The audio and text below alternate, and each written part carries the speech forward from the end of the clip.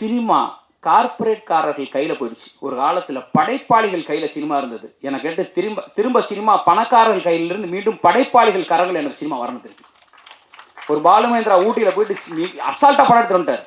ஏவிஎம்லாம் கையை கட்டி நான் படம் பண்ணுறாரு. இப்போ படம் வேற மாதிரி இருக்குங்க, நான் பண்ணல. 300 கோடி 400 கோடிக்கு குப்பையாக இருக்குது. சித்தா மாதிரி, அயோத்தி மாதிரி, அற்புத கிடா வந்து புலம்புறாரு. எறும்புன்னு ஒரு படம் வந்தது, யாருக்கும் தெரியாது. ஒரு ஆகச்சிறந்த கலையை மக்கள் ரசிக்க தயாராக இருக்காங்க, சத்தியமாக ரசிக்க தயாராக இருக்காங்க.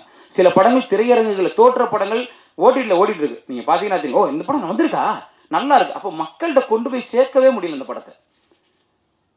ஒரு படம் 1500 தேட்டரில் அவங்க தான் வருவாங்க. அத்தனை ஷோவும் நீங்கள் தான் வருவீங்க. ஓடிட்டு இருக்க படத்தை தூக்கிடுவீங்க. புது படம் வர முடியாது. அதோட கொடுமை உதிராவர்கள் பதிவு மீண்டும் பதிச்சுறேன். வெளிப்படம் வந்தது கூட பரவாயில்லைங்க. முத்து ஆழம் நான் 10 வருஷம் அவங்க என்ன சம்பாரிச்சாங்க, திருப்பி அதை வேற கொண்டு வருவீங்க. நீங்கள் இருக்கிறவங்களுக்கே தேட்டர் கிடைக்க மாட்டேங்குது. இருக்கிற படத்தை ரிலீஸ் பண்ணுறதுக்கு ப்ரொடியூசர் சாவுறான். இவங்க உட்காந்துட்டு எங்கெங்கேயோ அவங்க 10 வருஷம் சம்பாரிச்சதெல்லாம் குப்பையை போட்டு நோண்டி திருப்பி எடுத்து திருப்பி நீங்கள் தான் சம்பாரிச்சிட்டீங்கல்ல. இன்றைக்கி மட்டும் 3 தேட்டர் ஓடுதுங்களாங்க. திருப்பி அந்த தேட்டரை நீங்கள் படத்தை போட்டால் யார் நீங்கள் தான் சினிமாவை கொள்றீங்க. அப்புறம் நல்ல படம் வரல. மலையாளத்தில் சினிமா சூப்பராக இருக்குது, தெலுங்கில் சூப்பராக இருக்குது, அவங்க அருமையான கதை பண்ணுறாங்கன்னா நாங்கள் தான் கதை பண்ணுறோமே, நீங்கள் பார்க்க விட மாட்டீங்களே. நீங்கள் திருப்பி வேறு படங்களை 10 வருஷம் கழிச்ச படம் தேவையாங்க. நீங்கள் சொல்லுங்கள். அவன் டிவிலே 100 தடவை பார்த்துருப்பாங்க மக்கள். அதை இன்றைக்கி போய் திரையரங்குக்கு போய் பாருங்கள், வெளியே முழுக்க ஏதோ 10 வருஷம் பழைய படம் போஸ்ட் ஒட்டி வச்சிருக்காங்க. இல்லைனா ஹிந்தி படம் இருக்குது. அக்வாமேனுக்கும் நமக்கு என்னங்க சம்மந்தம் இருக்குது? அக்வாமேனுக்கும் நமக்கு என்ன சம்மந்தம் இருக்குது சொல்லுங்கள். அவன் சம்பாதிப்பாங்க, உலகளாவியாலும் சம்பாதிப்பான். என் தயாரிப்பாளர் அத்தனை 1000 படத்தை வச்சுக்கிட்டு எங்களுக்கு ஒரு கடன் கழிச்சிடாத. அந்த படத்துக்கு பின்னாடி ஒரு 1000 குடும்பம் 500 குடும்பம் இருக்குது. அவெல்லாம் ஒரு சினிமா ஜெயிச்சிட மாட்டோமா, வந்துட மாட்டோம். நம்மனா நீங்கள் அக்வாமேனு டங்கு டுங்குன்னு நீங்கள் கொண்டு வந்தீங்கன்னா அதையாவது விட்டு தொலைங்க. முத்துவெல்லாம் இப்போ யாருங்க கேட்டாப்பாங்க. டிவியில் ஒரு 300 தடவை போட்டாங்க. யூடியூப்லேயே 10 லாங்குவேஜில் இருக்குது. நீங்கள் ஹிந்தியிலலாம் ரஜினி பேசுவார், நீங்கள் போட்டிங்கன்னா விட்டா கொரியன்லேயே பேசுவார், ஜப்பானீஸ்லாம் பேசுகிறாரு.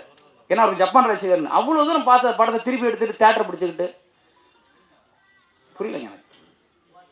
ஒரு சினிமா பண்ணுறோம், கொண்டு போகிறோம், எவ்வளோ ஒரு புதுசாக சொல்கிறேன். நீ நல்லா இல்லைன்னு நல்லா திட்டுங்க, சட்டை பிடிச்சி திட்டுங்க.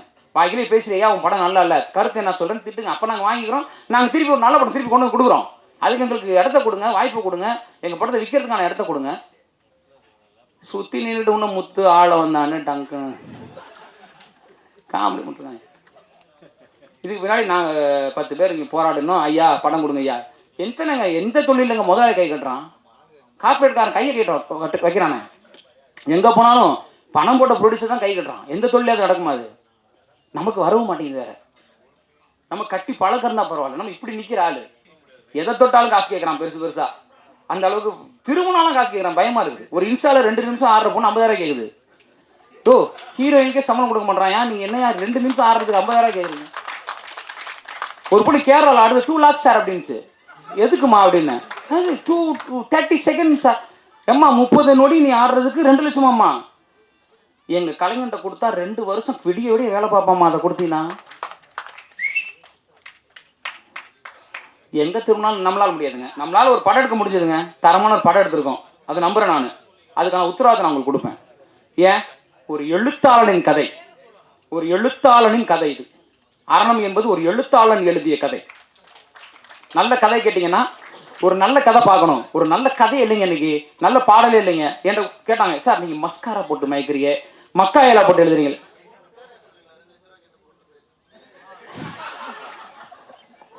அது நம்ம அமலா சாஜி தான், வேற யாரு? ஃப்ளைட்லாம் போட்டு தெரியுங்களா வேறு கேட்டுச்சு. ஏமா நானே ஃப்ளைட்டில் போகலாமா, எங்கம்மா ஃப்ளைட்டில் போட்டு கூட்டு போனோன்னு தலை சுற்றிருச்சு எனக்கு. இல்லை ஃபஸ்ட்டு காதில் உள்ள சரியா. எங்கள் மேனேஜர்கிட்ட பேசுன்றாங்க, பிஆர்ஓட்ட பேசுன்றாங்க. யோ என்னையா நினச்சிட்டு இருக்கீங்க, என்னையா நடக்குதுங்க? இன்ஸ்டா மட்டும் ஒரு திறந்து வச்சுட்டு. ஸோ படைப்பாளிகள் கரங்களில் திருப்பி சினிமா வரணும். எங்களுடைய தனித்தனி படைப்பாளிகள் எடுத்த சினிமா எங்களுக்கு மீண்டும் வேணும். உங்கள் 200 கோடி 300 கோடி குப்பைகளை தயவு செஞ்சு எங்கேயாவது எடுத்துப்படுங்க.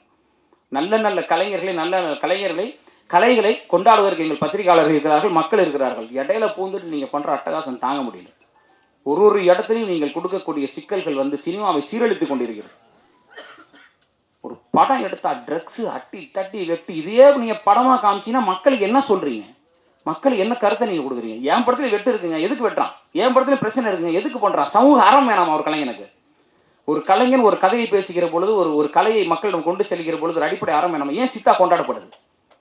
ஒரு பெண் குழந்தை மீதான பாலியல் வன்முறை பேசுகிற பொழுது எத்தனை குடும்பங்களுக்கு அது போய் சேருது? ஏன் அயோத்தி கொண்டாடப்பட்டுச்சு? எங்கிருந்தோ வந்த வடநாட்டு பெண்ணுக்கான ஒரு அன்பை எங்கிருந்தோ ஒருத்தன் செலுத்தினான்ற போது அந்த படம் எவ்வளோ பேருக்கு போய் சேருது?